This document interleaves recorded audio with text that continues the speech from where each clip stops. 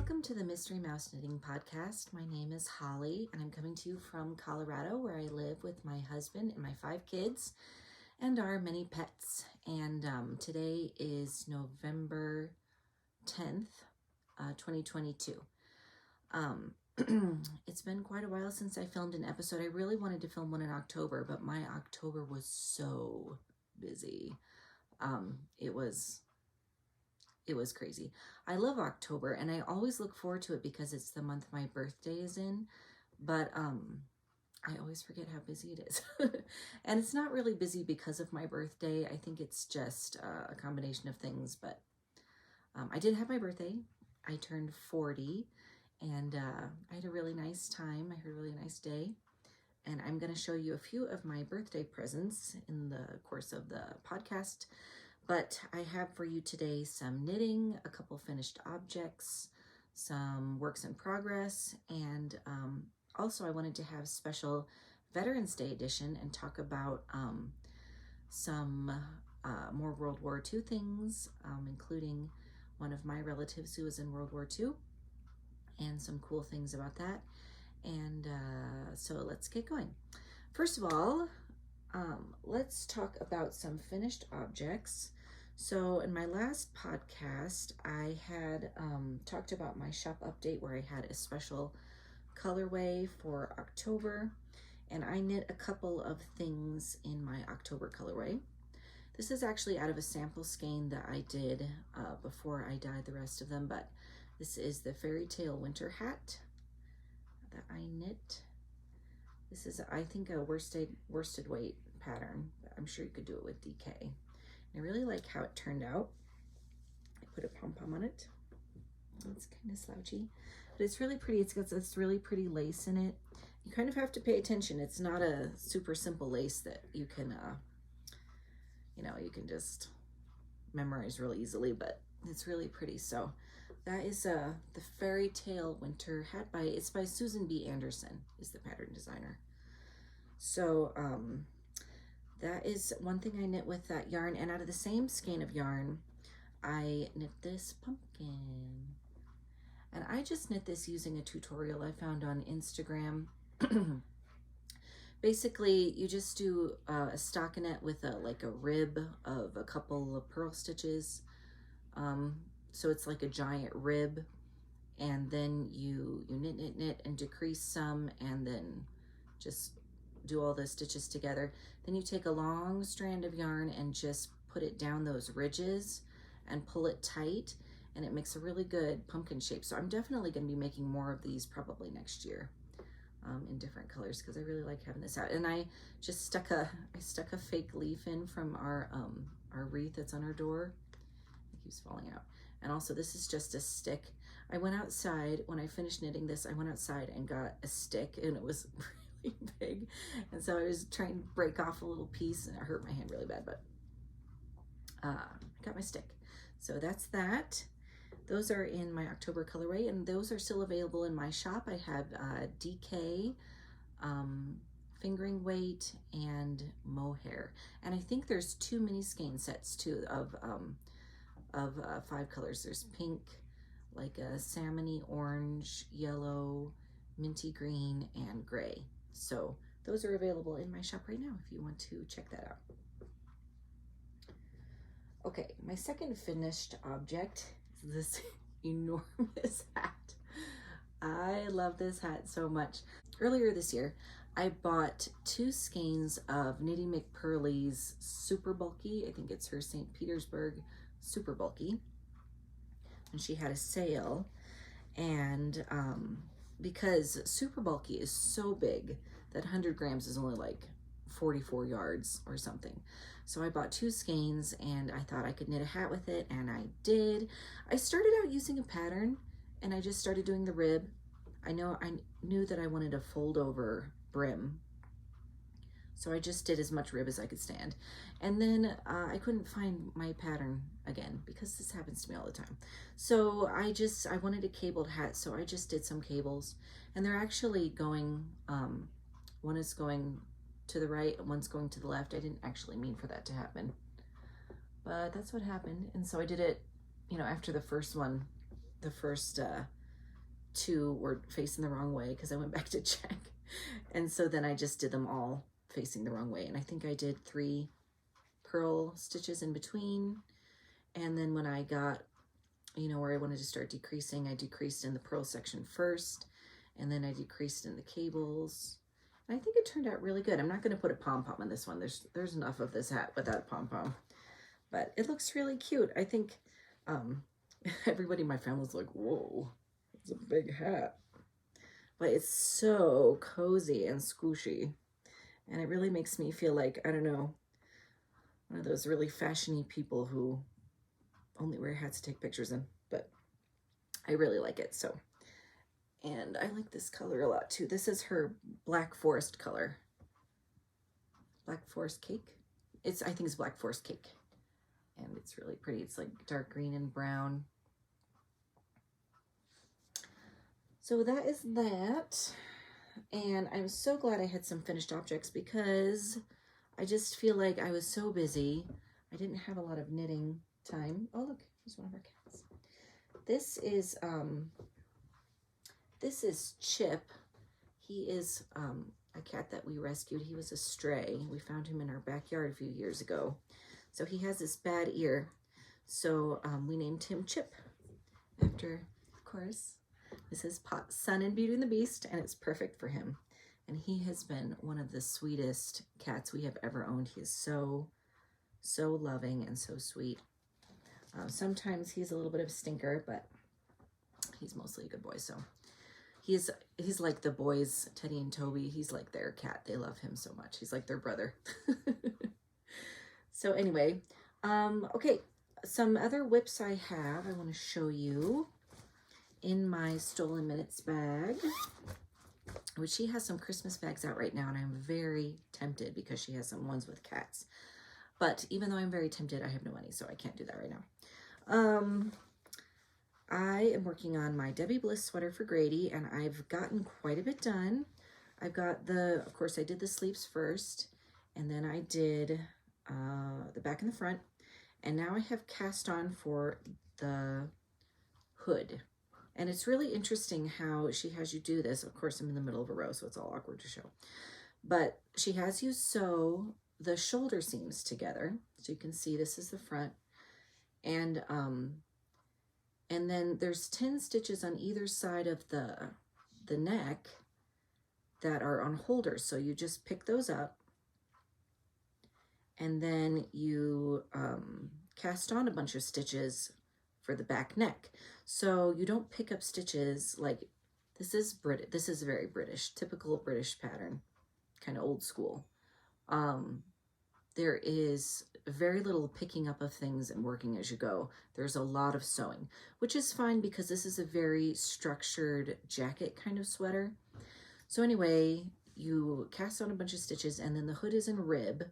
And I think what you do is you knit it and you have some shaping, and then you knit it till it's like here.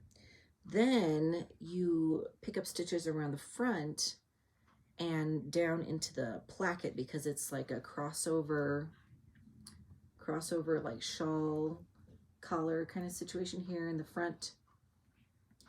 And so I still have quite a lot of knitting to do, but the nice thing is it's just ribbing. It's very mindless right now. I have to rib for like 8 inches or something. And so it's kind of a lot, but this is a great church project right now. It's great to do when I need to pay attention to other things, or while my kids are reading to me. I knit a lot then. So I'm really excited to get this done because I want Grady to wear it. It's starting to be cold, and he has to wear his coat and other jackets and stuff, and I really want him to wear this. So I've been working hard on that. And that pattern is in this issue of the Debbie Bliss Knitting Magazine. I wouldn't be surprised if you could find it on Ravelry. I bet you could if you really wanted to get it. It's just called Baby's Hooded Sweater by Debbie Bliss. I don't know if she would call it anything differently to sell online, but that is that.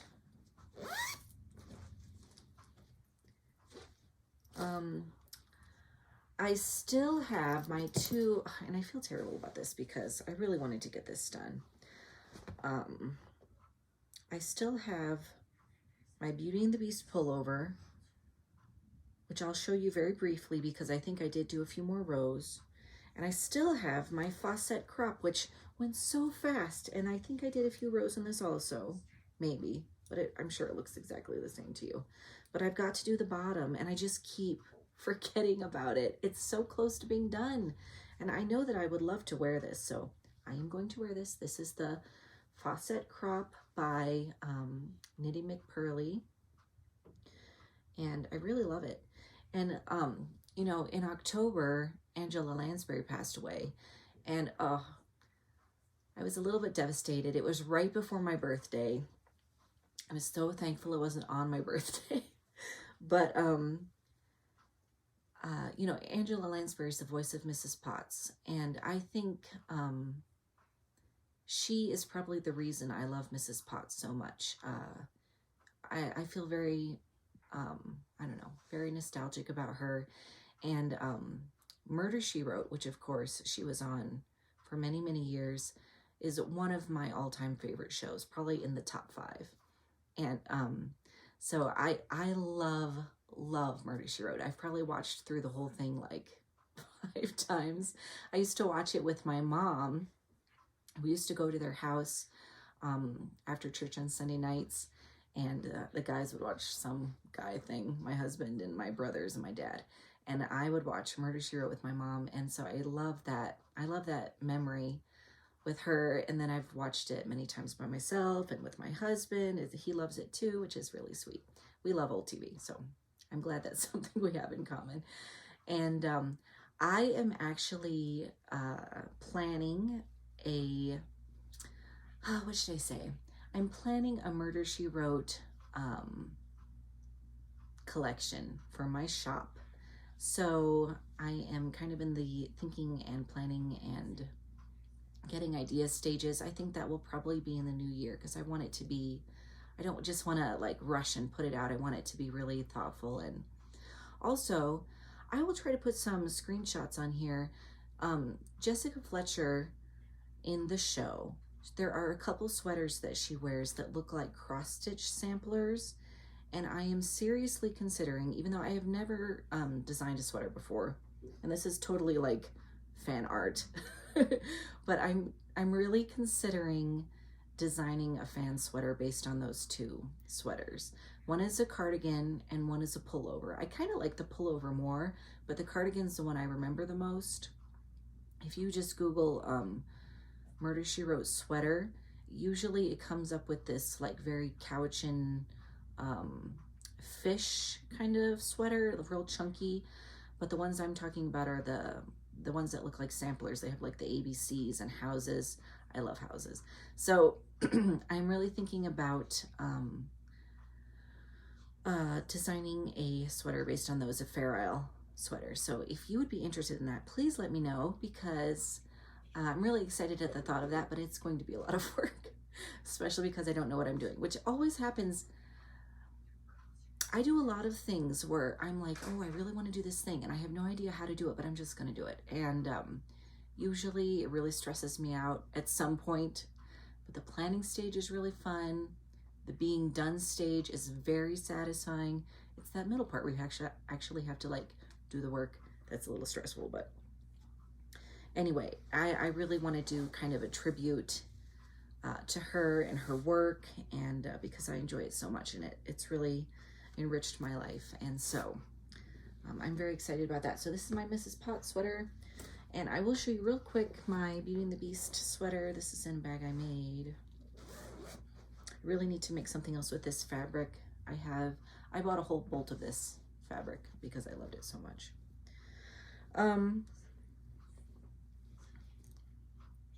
All right, so I was on the Mrs. Potts. Let me show you where she has gotten to. So it looks like actually I'm at the beginning of her round, so they're all the same.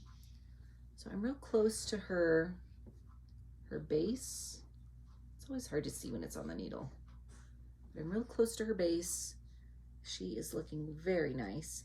I think one of the things that's slowing me down on this is I'm not sure if I should do pink and blue in the base. Just pick one. Do any purple again? You know, it's just, I don't have a lot of room, but I want it to be, I want it to be accurate because I care, and I don't know. But I really want to get that done. The thing is, I have so little knitting time. I know that it seems like I get a lot done, and I feel like I spend a lot of time knitting, but it's like minutes snatched here and there because I'm trying to do homeschooling, I'm trying to do stuff for my business, and I have behind the scenes stuff going on, and anyway, and the big thing right now is the play we're doing for my homeschool group, my homeschool co-op, is just starting to take more time because it's getting closer, and we're doing a Christmas carol the very beginning of December, and I need to work on costumes. I got most of the music done, although there's one song that a girl is singing as a solo that I have to get her verse written out. I did the chorus and I was all proud of myself, and I really like how it turned out. And then the verse, it's like I can't find any words that rhyme with the phrases that come to my mind. So I have to work on that. But when that's done, I think I will feel more free. Also, one other thing that I'm working on that I can't show you is I'm knitting a sample of my advent calendar pattern, the Victorian bookshelf wrap, which is included in my advent calendar for this year. So if you got one of those, I hope that you knit it. I think it's going to be really, really, I don't know. I'm really excited about it. So I'm knitting my own sample in the yarn that came with the advent calendar. And that will be released after Christmas. I might even release it the day after Christmas, but it's exclusive to the advent calendars right now. So please keep your eyes peeled if you're interested in knitting that pattern. It's going to take 12 20-gram fingering weight mini skeins, one full fingering weight skein, and like a scrap or a 10-gram mini to do the embroidery. So I think I talk about that in episode 9 or 10. If you want to go back and see kind of my little sample that I did, and I talked about it a little bit. But I'm very, very excited to be able to release that and share that with you. I just can't show you now because it will spoil all my advent colors and everything. So, but that's coming. That is in the pipe. And I did cast on, I was going to cast this on my birthday, and I think it was actually a couple days later. But I decided to let myself take a couple of skeins of yarn out of my shop because I wanted to use them. And I cast on a pair of socks with my Redwall color. This is from my Redwall collection from the book series by Brian Jakes. This is the Redwall color. And it's a very variegated brick red tonal kind of, I don't know. It's got some brown in it, some cream. And then the mini skein looks like this. And Toby said this was for the sparrows that live in the top of Redwall. I was like, okay. And so I decided what to do.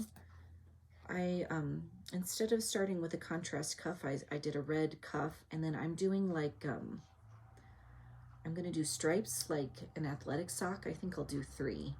So with the contrast color, I'm going to do, I think, how many rounds are these? It's like 4 rounds. 4 rounds of contrast, 4 rounds of, hold on, loud truck.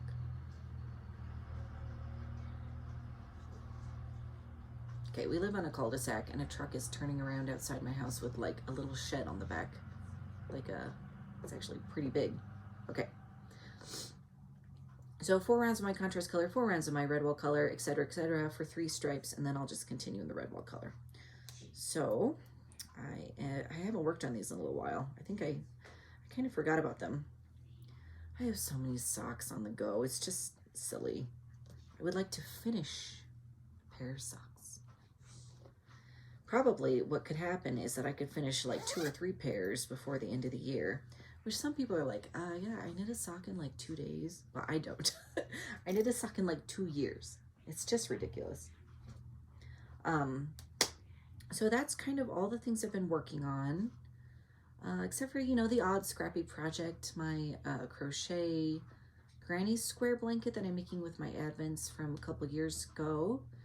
I think I've done some more squares with that. I don't know if I've done any more on my granny stripe blanket, but I kind of want to get that done because I got a new chair, a new knitting chair, which I wanted for like 5 years. Well, I finally got it and I love it. I just love to sit in it and knit. It's so nice.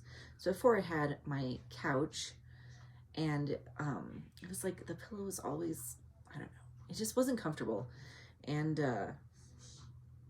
so it's really nice to have my own chair now. One incoming yarn, I just got this at Hobby Lobby, but I wanted to knit a hat for Grady. I guess I'm in a little hat kick. It's one of those ones where it comes with a little head for the pom-pom. It's just so cute. They had a whole bunch of Sesame Street characters, and it's kind of funny because Grady's never watched Sesame Street. He's 1.5. And but I feel nostalgic about it. And my brother, my youngest brother Paul, when he was little, he had a little Ernie that was like his buddy. It was one of those, it had like a jacket that had a whole bunch of different things you could do on it, like a like zipper and big button and, you know, that kind of thing where it's like teaching them their fine motor skills. And he loved that thing and he carried it everywhere. So this just reminded me of him. So I am going to knit him a little hat, the pom-pom. That is what I'm going to work on for him. Okay, so my 2 daughters, Ivy and Mary, are going to each make an appearance. They have some things they wanted to show you since Toby got to be on here last time. Now they want to do it too. So they are going to appear one at a time. First is my daughter Ivy. She's 10 years old and she is getting into crafting. So here she is. All right, so this is Ivy. Hello. Hi. She is working on some embroidery and sewing, and here is something that she finished this year. Is this upside down? No, it's right. No. Okay. It's good. So Ivy, you started this in the summer? Yeah. And where did you start on this? What do you mean, like, where it is? On the picture. There it is. Yes. Here, can you show, here, let's show it close up. So, and this is the first embroidery you've done like this, right? Yeah. It's a mess back here. Yeah, it's a mess back here. And so what kind of a thing was this? This, you said it came with, it was like a big kit we got. Yeah, it was a big kit, and we got a bunch of threads. And these are change color threads, so like. Oh yeah, they're variegated threads, so. Yeah. You like So- start sewing, once you get to a certain amount of thread, it changes colors. Yeah, that's really nice. Yeah. So how did you? That way I got this really pretty, like dark pink, light pink, medium pink. Mhm. Very nice. See it? Yes. And then the green you can really see it, and the blue, because it's all one thread, right? Yeah. That's very nice. These are my least favorite part. The little. Oh, the little dots. Yeah, I had to help with the French knots. I think French knots are really hard, but we will work on that. And so, do you think you're going to be doing more embroidery stuff? Yeah, probably. Yeah. Do you have any new projects planned? You got me some Christmas iron on embroidery. Yeah. Yeah. Yeah. So you should get started on those. Yeah. Anything else that you have to show us today?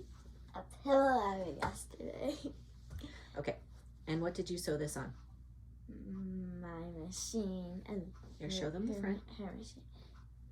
Okay. So what kind of fabric is this? It's fluffy pink fabric. And what's this? It's a flip sequence heart. Very nice. What's the other color? Oh, it's like white. Yeah, it's like white, but it's like rainbow in the sun. It's like mermaid scales. Cool. Yeah. I Very glued the nice. heart on since I don't think my sewing machine would go good. I know. I think that would be really hard on a sewing machine. Well, that is very nice, Yeah. honey. Well, thank you for being on my show today. I will see you later. Goodbye.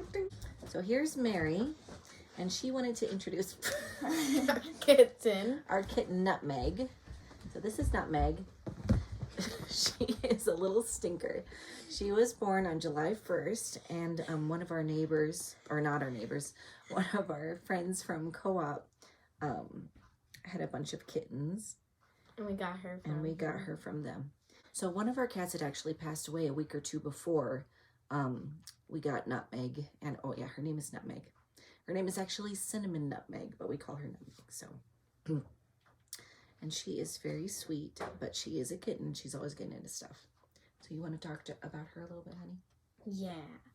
So I love Nutmeg because I love her like thing, her like little name, and she's a little rascal and she has a fluffy head. She's very cute. Is there something that you made you wanted to show us? Yes, I made this pillow. Show it. Let me show it close. Nice pillow. Yes. Okay. Okay, so why did you put, oh, here's a string. We gotta watch out for these strings. Okay, so tell us about this border you put on your pillow. What is this? That is like yarn. It's actually a ribbon yarn, isn't it? This is what you're supposed to knit with. But I used this when I made curtains for my craft room. I put the curtain rod through these loops, and it worked really good. And then I sewed the fabric that I made my curtains out of onto the bottom of the ribbon. So, oh, and also like you can see there's like this picture, and Ivy has a book. Oh, it's the same. How interesting. Well, they had to get all these pictures from somewhere. So, are you a big Mickey Mouse fan? Yeah. Would you say you're like classic? You like the classic old Mickey? Well, I don't know, but like sometimes old things scare me. It's true. They can be strange and creepy sometimes, but also interesting. Yeah, and Mickey Mouse like this is kind of scary because it looks like he has a big neck. And that's scary too. Ish. Okay, ish.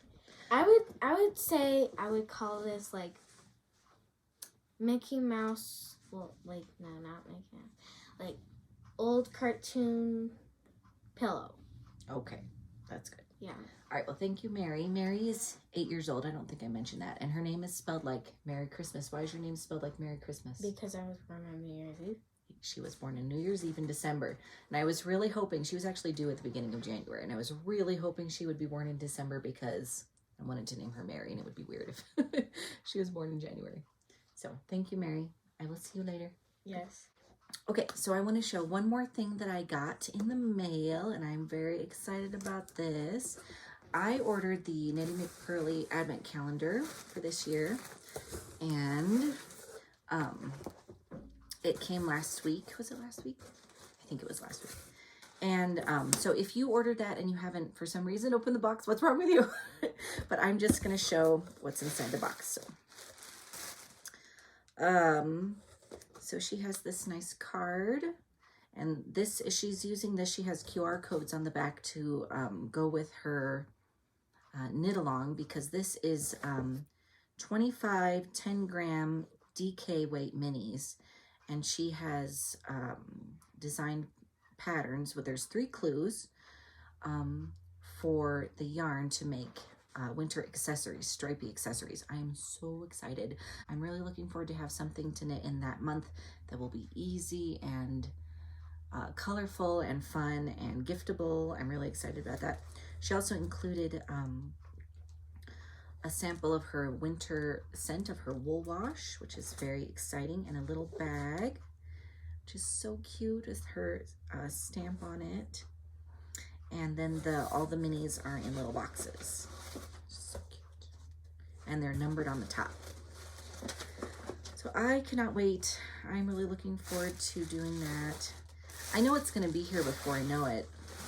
You know, Christmas is one of those things. It's like you're waiting and waiting and waiting and waiting, and then it's over. And it's, kind of sad. But I'm really looking forward to that. So now we have come to the special Veterans Day edition portion of the podcast. I would like to talk to you about 2 things. This is my grandpap. His name was Edward Reimel, and he was a pilot in World War II. And of course back then it wasn't called the Air Force, it was the U.S. Army. Is it the U.S. Army Air Force or the U.S. Army Air Corps? I don't know. But he was a pilot in World War II, and I always knew that growing up, like, because he always was very like if we went on a trip with him or something, and there was any World War II things, especially with airplanes, he would always want to stop and go look at the airplanes and say, oh yeah, I flew one of those or whatever. And so it was very, very cool to us as kids. He was, I don't know, he passed away in 2016, and he was 94. And I think he was one of the youngest people in his unit or platoon, or I need to find out about this. My cousin, one of my cousins, interviewed him, and I think it's on YouTube somewhere, but it's just kind of a long, rambly interview. But I think I might have my kids watch that tomorrow, and I'll watch it too, because I would like to hear what he has to say about his time in the military, and maybe he could give some more information about that. But he was in the 1st Air Commandos. This was his group that he was in. So he flew bombing missions over China, Burma, and India between 1943 and 1945. And this is a mug. He always went to his Air Force reunions every year, as long as he could. And so we have a couple of hats that are from that, and at least this mug. So this is very special. This was his. And I'm drinking coffee because I get all coffee otherwise, or like throaty. But I found this book, and I was so excited. I got this in Thrift Book. It's called Any Place, Anytime, Anywhere, The 1st Air Commandos in World War II by R.D. Van Wagner. And so I was so excited to find this. This is about that time and what they did there in China, Burma, and India. It's got lots of pictures in it.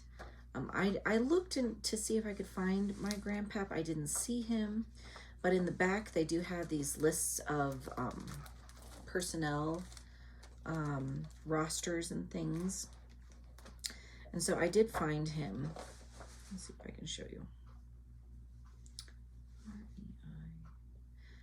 Here it is. He was in Group 5. He was a 2nd lieutenant.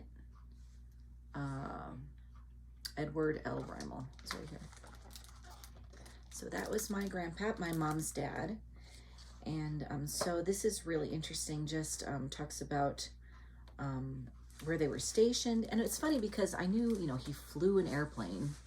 I always kind of assumed he was like at an Allied base somewhere in a normal place like England or, I don't even know. And but I think they had a place where they were stationed over in Burma or somewhere like that, where they had a camp. And so it was much more like much more in the trenches than I thought it would be. Like, so I'm excited to really look through this and find out more about my family's history in that time. As you know, if you've watched previous episodes of this podcast, I am really fascinated with World War II for a lot of reasons, probably because my grandpap was in World War II. And also there is so much media from World War II as far as,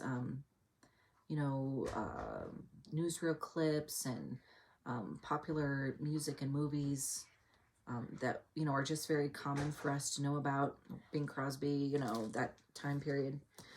And, but also I think it's just such a clear-cut struggle between good and evil. And we don't always get that with wars and history. Sometimes it's just aggression on one side or the other, or fighting over land or whatever, and it's more difficult to discern who the good guys are and who the bad guys are. And in World War II, it's very obvious who the bad guys were. So as a celebration also of Veterans Day, I am planning to start book number 7 of the Winston S. Churchill series, The Road to Victory, 1941 to 1945. So I previously read the one before this that went up to 1941. It actually went up to Pearl Harbor and the time of the Americans entering the war, because before that it was just Winston Churchill fighting against everything and standing firm against kind of the capitulation of, oh, we don't want to go to war, we're not ready for war, maybe we should just appease the Nazis, etc., etc. So I'm really fascinated to look at this part now that he has another very serious ally in the war. Sorry, Nutmeg is playing with something on the floor. Now that he has the Americans in the war, I'm really excited to read this. And I don't know. He is a fascinating person, I think. He's really a fascinating person to me. So that is kind of what I'm planning to be reading. So I'm going to transition into book talk. Oh, also, just as an aside, my husband's family, on my side of the family, my grandpap is kind of the only person that we have that was in the military. My other grandfather was too young for World War II, and he was a pastor, and then my dad was a pastor, or is a pastor, and my brothers, none of my brothers went into the military, but on my husband's side, my husband was in the Marine Corps when we met.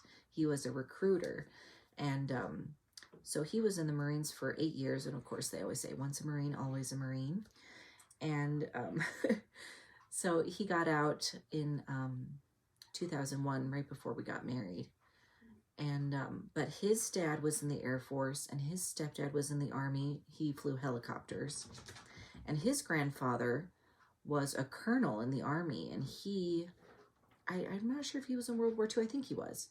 He was in World War II, the Korean War, Vietnam. I mean, he was all the way up to about the Desert Storm time.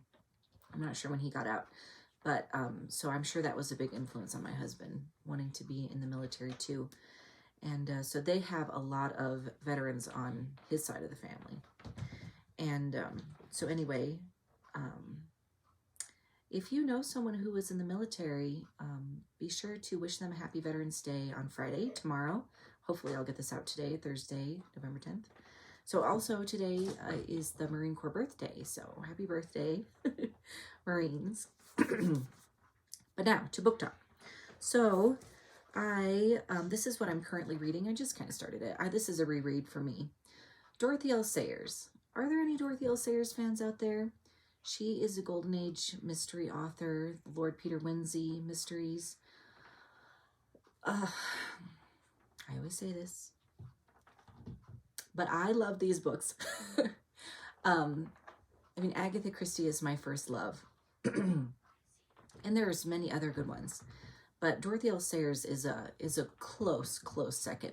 Now, she is really different than Agatha Christie. The style of mystery is different. The style of writing is very different. But if you have never read a Dorothy L. Sayers and you like Agatha Christie, I would recommend that you try it out. Dorothy L. Sayers is a fascinating person. She was one of the first, oh goodness, now I can't remember. She was one of the first women to graduate from Oxford or Cambridge. I can't remember which one it was. It might have been Oxford. Anyway, she was one of the first women to graduate from there, and she is very cerebral. And you can tell when she writes a story and it involves a certain element, she deep dives into that element and makes you dive in with her. And it's really great. I feel like every time I read one of her books, I learn something. I also feel like, oh my goodness, she was so smart. So this is called Strong Poison. If you read Dorothy L. Sayers and you want to get into it, I would say you need to read them kind of in order. And maybe start with one of her short story collections. I think this, I got them all out. I think this is a short story collection. Lord Peter Views the Body. And that will give you kind of a taste without having to commit to a whole book, because some of them are kind of long. But she has a romance between Harriet Vane and Peter Wimsey that goes on. It kind of starts, I think this is the beginning of the romance. It starts with Strong Poison, and it's kind of in the background in some of the books, and then it comes to a head, and you know, it's so good. Anyway, this was the first experience I had with Dorothy L. Sayers, and I actually read this I listened to it as an audiobook, and I really enjoyed it as an audiobook. Sometimes I think when you're having trouble getting into a book, especially if it's just that it's, you know, the story might be slow, I don't know. An audiobook can be great because, especially if the reader has a British accent, something about that. Because they keep going, whereas if your mind wanders when you're reading, you're like, what did I just read? That doesn't happen so much. Some people like to listen to books and some people don't. I like to listen to books, although I haven't done it lately.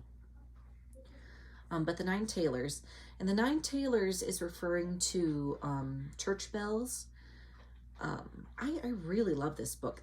I'm going to read this in December, I think. I was thinking about this.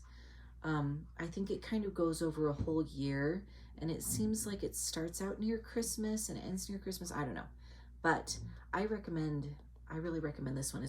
This is super, super classic Dorothy L. Sayers. There's also The Five Red Herrings. This is in the later, I wish I could do these in order, but I don't think I can do it off the top of my head. This is later. That's really interesting, about mostly about artists and stuff like that. Have His Carcass is a really interesting murder mystery type one. And I mean, most of them are murder mysteries, but that's what I remember about this. I was reading this in the hospital when I had Grady. I wonder what the nurse thought about that title. Gaudy Night. This is the fattest one. Look at this. Gaudy Night. This is a very pivotal book. You have to, I don't know, you have to love it, but I would recommend that you don't do that one first, but get to it because it's good. The Unpleasantness at the Belladonna Club. I think this is before anything happens with Harriet. I think this one's really good too.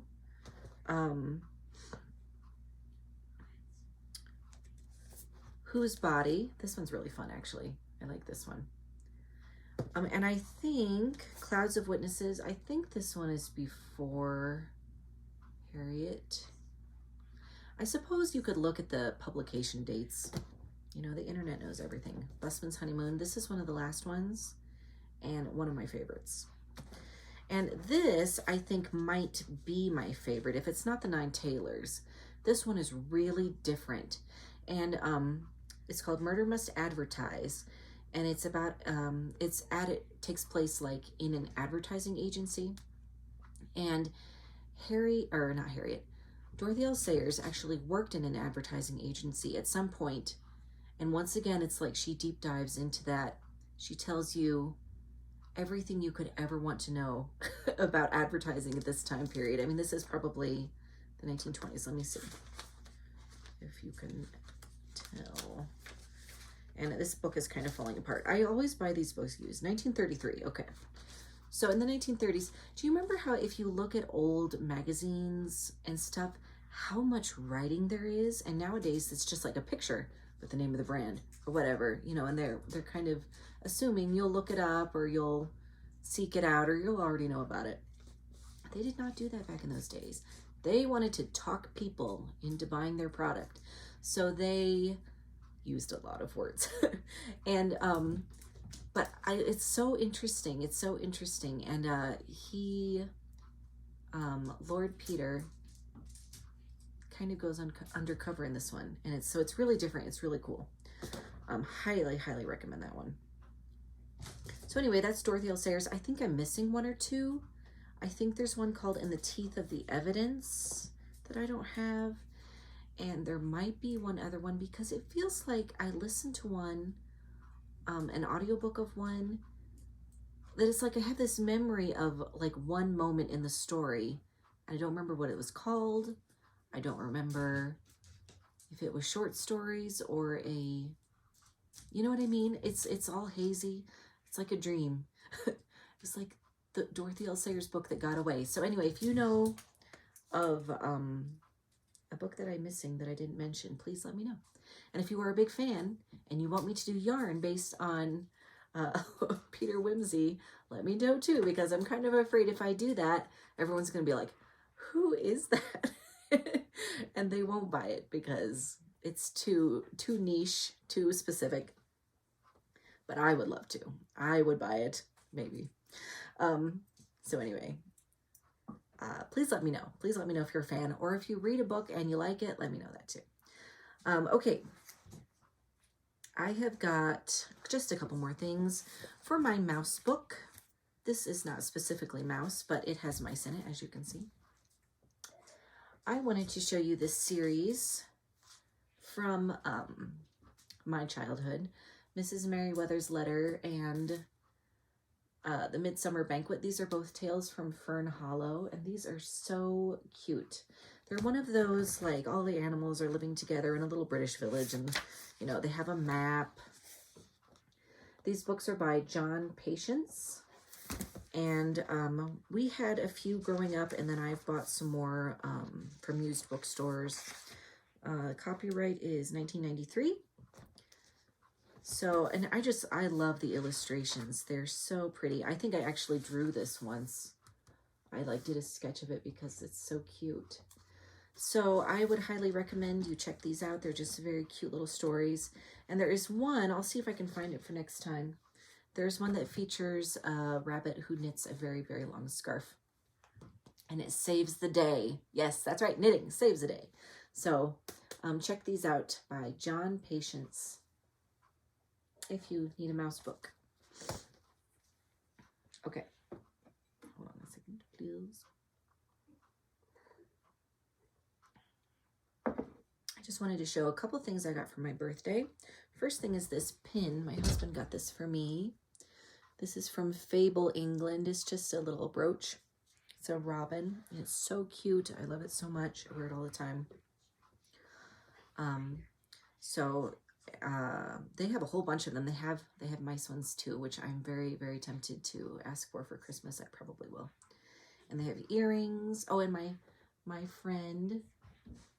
friend's daughter made these earrings and gave them to me. You can see them.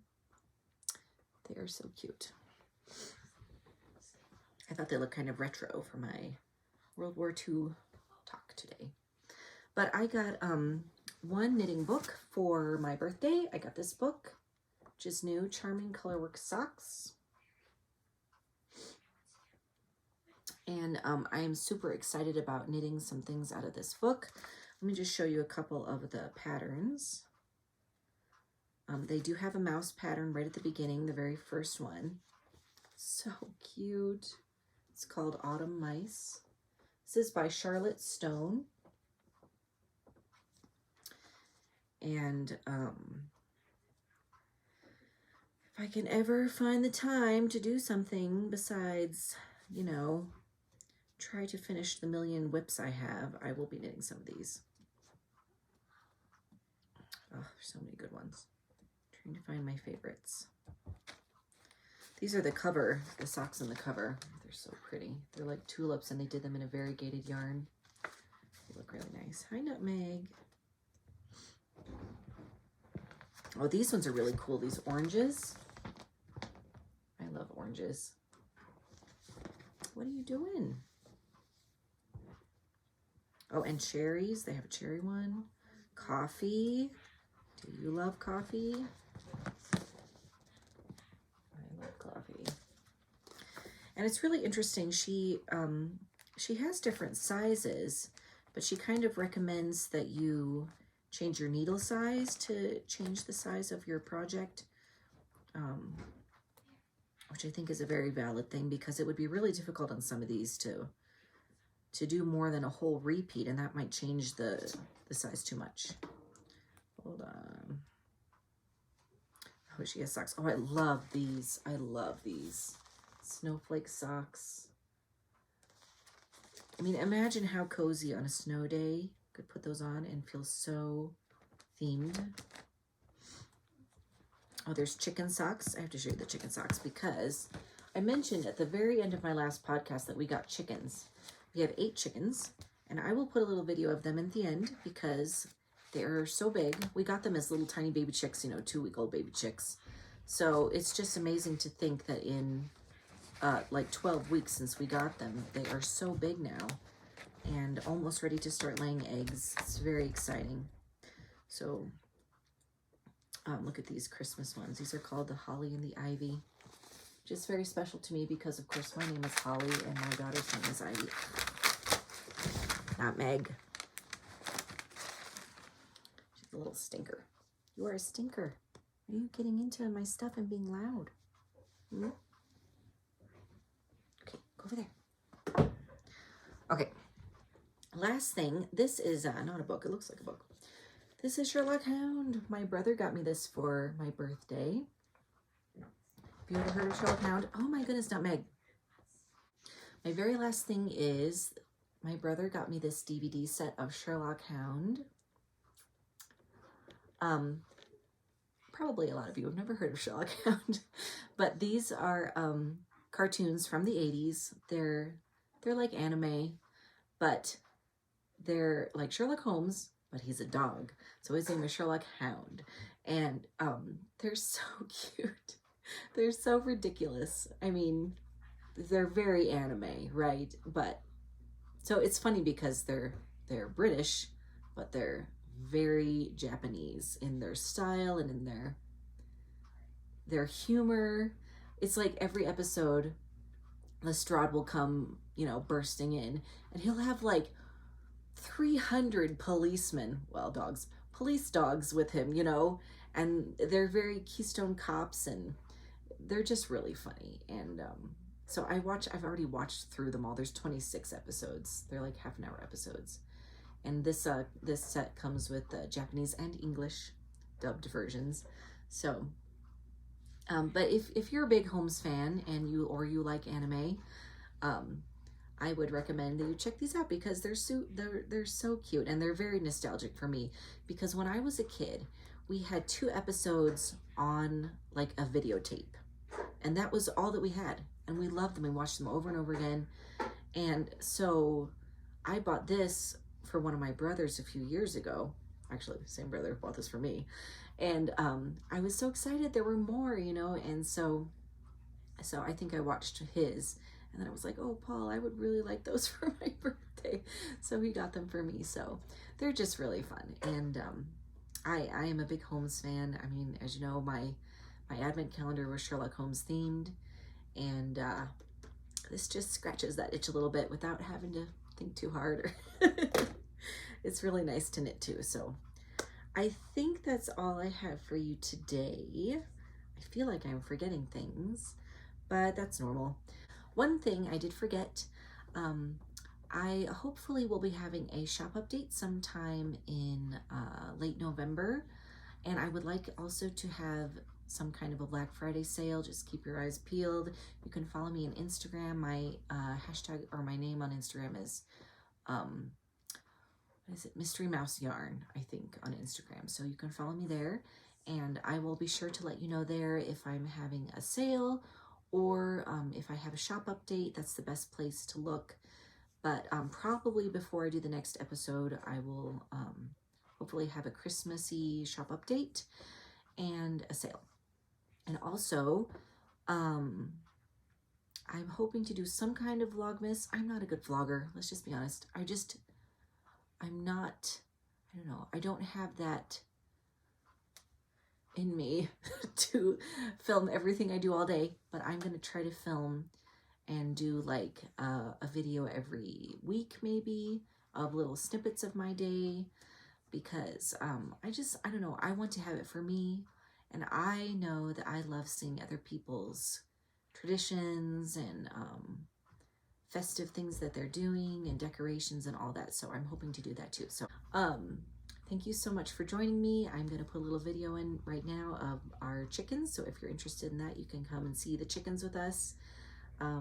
we have 8 chickens, and we have an what's it called? An Igloo Cube by Omelette, and we got that because of Allie of Little Drops of Wonderful. She has an Igloo, I think the original, because she only has 3 chickens. And so we have 8 chickens, so we got the bigger one, the Igloo Cube. And so far, I think they love it. It's very secure and safe, and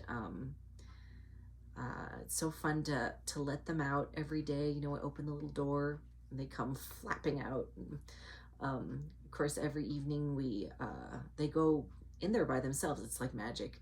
And we just go in and shut the door and take their food in. And anyway, they're super cute. And we have 1 brown chicken. I think she's a Rhode Island Red, and her name is Lucy. You know, like Lucille Ball's redhead. And then the rest are all Wyandottes, and we have 3, I think, that are, well, we have 3 that look different than the other Wyandottes. And I think it's just like they're barred Wyandottes or something, and the other ones are speckled Wyandottes, or anyway, something like that. But they are the same breed, actually, of chicken. But they came out looking different, which is really fun. So the kids they all got to name a chicken, and then we had a few left over, so we just kind of agreed on some names. And so I think Ivy and Mary are going to help me do that. But thank you so much for watching, and I will see you next time. Bye.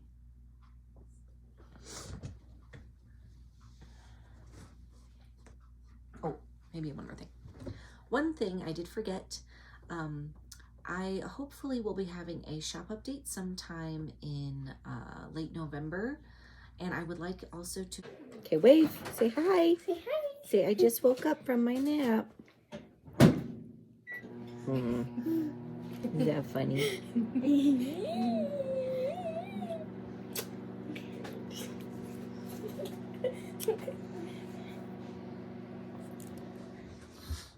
Can you pick up your toys? Pick up the woof woof. Woof woof. Go pick up the woof woof. Say woof. Woof. Woof. Thank you.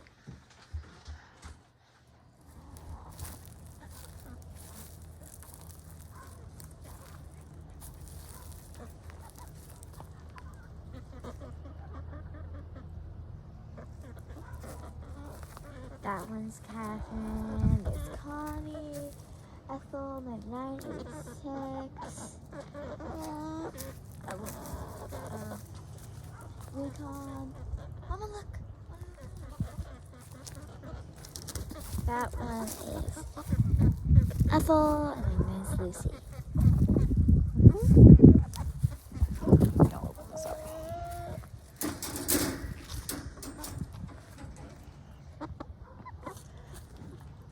Chickens. What's going on? They're Hey, Lucy. like, what is this? What's going on? Ivy, why don't you go get some treats? They don't like what she said. Go get them. Hi. See, they don't look at me.